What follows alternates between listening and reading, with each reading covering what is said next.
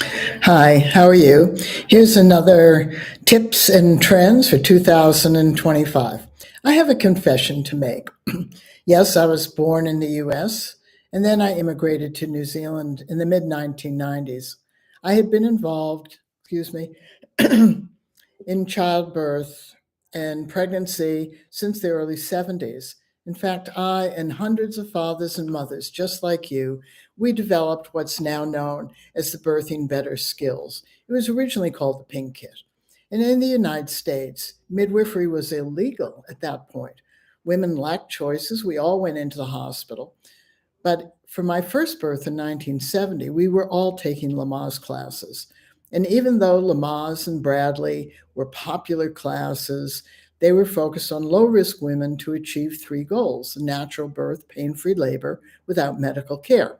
And yet, multiple millions of us particularly took the Lamaze classes that were taught in most hospitals. And what we did, we stopped suffering in childbirth, even though we had lots of assessments, monitoring procedures. And in the 70s, when midwifery was illegal in the United States, but not in other countries, there was a lot of chit chat about, well, we should turn birth over to midwives because midwives aren't medical. They've always existed throughout time. Birth is the most natural thing in the world. It's a normal thing. It's physiological. And if midwives were in charge of childbirth, then everything would be hunky dory. And even back in the 70s, there were some lay midwives, there were Vietnam paramedics, there were some obstetrical nurses being midwives, obstetricians, and general practitioners, all doing home births. But there weren't a lot, and each state had its own regulations. Oh, that's a lot to say. And for 25 years, I passed on what hundreds of fathers and mothers asked me to do, which is an idea about childbirth. It's a childbirth concept, which is that we should all become skilled to do this activity that we're 100% of pregnant women are going to do one way or another. That idea was actually rejected by the natural birth movement because they were focused on low risk women. And even back then, they were anti medical. They believed that it was the doctors, the obstetricians, and all their assessments, monitoring procedures were causing birth to become more medical. There's reason to understand that, and there's reason to not understand that. And so I want to talk to you about what happened to me when I moved to New Zealand in 1995, which in 1990 had turned over all of maternity care to an autonomous midwifery profession, which controlled all of its education, standards of practice, and discipline. There was great hope, me included. It was a wonderful, still is a wonderful, wonderful system. They train midwives, they're direct entry, so they're not nurses, which I've never really fully understand why anybody cared. But they're direct entry, they controlled all of the education, they considered themselves to be non-medical, they could do home births, they could do hospital births, they had their own practice, they had a partnership with women, they supported women's choices. They gave women 24/7 care under belief that midwives should be there for women when they needed them. It is absolutely a remarkable system. And if we want to quantify it, it started out with a 12.9% cesarean rate, and it's now 32%, 35 years later. Now, for some people, they'll go, well, that's a failure. From our viewpoint as Birthing Better, it's a gap. And this is what I want to tell you. Even though you're not living in New Zealand and you have a midwife in some other country, you need to become skilled. It's your birth, right? 100% of pregnant women are going to give birth. It's an activity we do with our baby, whether driving to the hospital, being prepped and having surgery, whether we're having a baby in the back of the car on the way to the hospital, whether we're having a planned home birth, whether we're by the rice paddy and going into labor, whether this is an easy birth, a hard birth, whether it's a tragedy or a good birth, whatever it is, we have to do the activity of birthing our baby. That's it, full stop. There's no way out of it. We are pregnant and we will give birth, one way or the other. So, as women, we have to understand that the word activity means we're doing it, right? And that means we need good skills. And sadly, skills were dismissed by the natural birth movement for not achieving the natural birth pain free labor without medical care. Why were those the goals? Why wasn't the original goal just to have women cope better, manage, work through, deal with, handle, stay on top, and feel in control? Why are we focused on outcome and not the experience that we're having within the activity we're doing? That made no sense in the early 70s. It made no sense in the 80s, the 90s, the 2000s, and the 2020s. It makes no sense. Outcome is not the goal of birth. Yeah, sure, we remember the outcome. We lived, our baby lived, hopefully. But what we remember is what happened to and around us and whether we felt empowered by the experience. So we need to become skilled, and we need you to want to become skilled. Thankfully, now there are lots of skills-based methods. So if you're under midwifery care, why do you want to become skilled under midwifery care? Because you want to support the people who are midwives. You don't want to be a drain on them and a drag on them. I mean, think about New Zealand. They decided to give women 24/7 care. Now, how did that become part of their practice? It was because nurses were doing 8-hour shifts. And there was a message around that somehow midwifery supported women in traditional communities. I've lived in 20 traditional communities, so I want to tell you this. There are rarely midwives. It's usually your mother or your grandmother or anybody who's with you who's going to help you birth your baby. They don't give you 24/7 care. And first of all, they know you. So you're 24/7 around them all the time. But the new concept of childbirth was that midwives were the best, women midwives were the best people to give maternity care, and it should be 24/7. So when a woman needs you, she should call. Do you know how exhausting that is? And do you know how exhausting it is when in New Zealand, midwives go to school for 4 years to support a philosophy that says childbirth and pregnancy are normal, natural, and physiological life events? They go to school for 4 years so that they can safeguard the health of the mother and baby. But all they expect of their partner is, what do you want at your birth and what do you expect me to give you? No wonder they're tired. No wonder the cesarean rate is now 32%. No wonder, because we as women need to become skilled. And when fathers coached us, we became closer as a family. We were empowered when we worked together through the activity of birthing our baby. That makes common sense. But when the natural birth movement told fathers, you shouldn't tell women what to do, you should just support their choice, then fathers were being there at a birth without knowing how to help.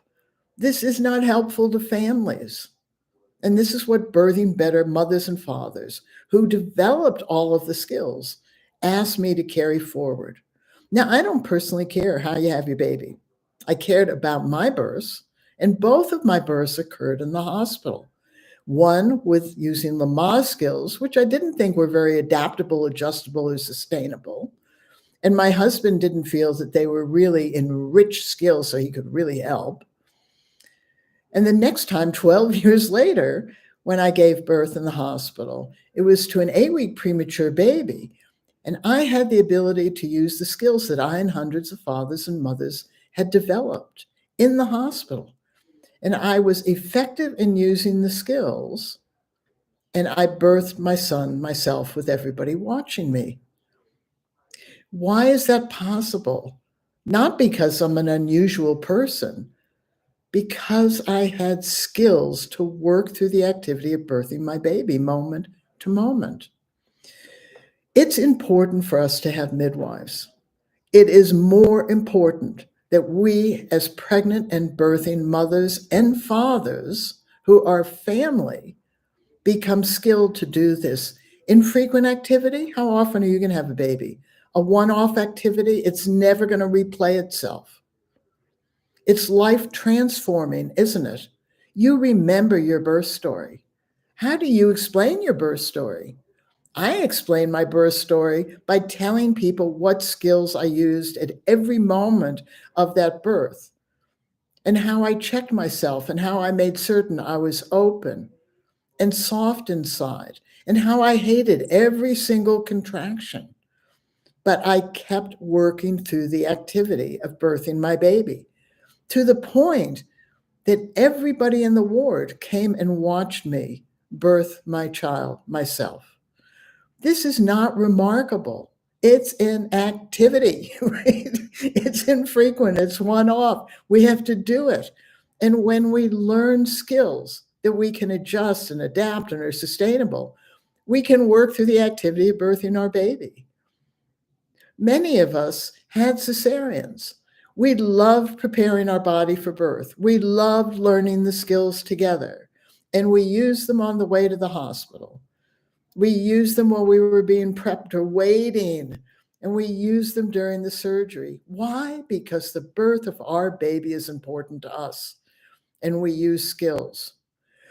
Midwives who work with skilled families love it. They love working with skilled families because they don't feel so tired. They feel inspired. Yet, sadly, much of the natural birth movement, much of the midwifery movement, doesn't see the need for women to become skilled, because cows and cats aren't taught, women don't. And if we're just left alone in the Michelle O'Donnell model, that we will just remarkably know how to birth our baby. That's an illusion. It's like saying to people, if you're horny and you have one chance to make love, that you're really going to have a good experience, particularly if that experience lasts for 24 hours and every 3 minutes you have pain. It's unrealistic. We have put unrealistic expectations on the wonderful people who are midwives, and we have damped down and dumbed down us as women and men. Giving birth is an activity. It's an activity that should tell you something. We do better as human beings when we are skilled to do the activity. Full stop. If we want midwifery care, then we need to become a skilled global birthing population.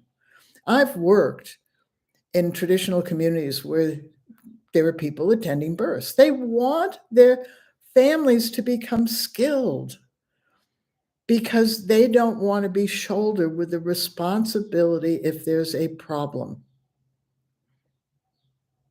So we need to change our attitude about midwives. It's not about midwives versus doctors. It's about us doing the activity of birthing our baby. It's not about natural birth or medical birth. It's about us doing the activity of birthing our baby with skills or without skills. If we want midwifery care, like New Zealand, which has still in my mind, as disappointed as I am, that they as a profession could not understand the benefit of working with skilled families and couldn't even take 2 minutes to say to their clients, "Hi, I'm a midwife in New Zealand, and I respect your choices. It's an activity you're going to do with your baby. Here's a handout of all the skills-based methods that we know about. Please choose one, and I will mark it in your notes. And then every time we meet, tell me what skills you've learned. If you haven't, then I'll mark that in the note. It's your choice to learn skills. And it's an activity that you and your partner have to do. So both of you become skilled to work together as you do this activity. And I'm going to protect you." And then follow up on that and do that. And when the woman and her partner are working together in their birth, praise them. And if they look a bit lost, go back to their notes and say, "You learned breathing and relaxation. You're as tight as a wad of steel, and your breathing's really irregular. Why is that?" "Well, because I wanted a natural birth and now I'm having a cesarean, so I'm pissed off." It doesn't matter. It's your baby's birth. Work through the activity of birthing your baby. It is what it is. Okay, I see that. So let's have you breathing together. Let's have you relaxing together. That's good. That's right. Can the cesarean rate come down in New Zealand? Sure, we think so. We really believe that women need to learn to prepare their body, to create openness, mobility, flexibility, and softness inside their container. We really believe that the father or other who's with them is the best person to coach them because they can see and hear. They understand the nuances of who they are. So if you're a midwife listening to this, use what we're saying. You are in a relationship to your clients. Have a handout of all the skills-based methods that you know about and give it to them and say, we respect your choices. It's an activity you're going to do. Become skilled. And then keep notes of what skills they've used. And after the birth, talk about what skills worked well. Where did they feel they lacked skills? Because the saddest thing to me after 50 years in birth is that for the 20 years from the early 70s until the 90s, birthing better was the only skills-based method that was being developed because the natural birth movement told everybody women don't need skills, cows and cats don't need skills, women don't need them, fathers shouldn't coach. It was in the 90s that things like hypnobirthing developed, but they're focused on low-risk women, natural birth. Birthing Better is one of the few systems that's focused on 100% of pregnant women are going to give birth.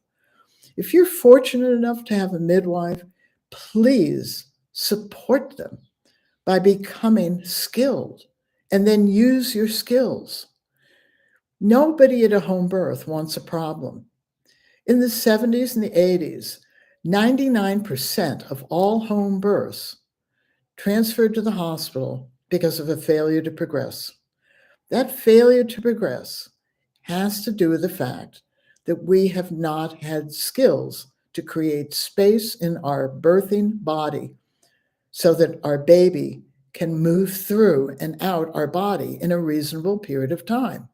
In traditional communities, this verges on what's called a stuck baby. And if a baby is stuck and can't come out, it will die. And if the baby doesn't come out, then eventually the woman dies. No culture wants that. We want our baby to get out of our body. We need to know how to prepare it. And then we need to know what positions are causing us to have effective labor contractions rather than stalled ones. In reality, it's simple. An effective contraction has a peak, and one that doesn't have a peak, but has a plateau, is one in which the baby is saying to us as a mother, there's something going on. There's too much tension inside your body, or you're in a position that I don't particularly like. It's as simple as that. But we need to grow a self-learning, skilled birthing population so that we can grow an abundance of midwifery care for everyone around the world, no matter what.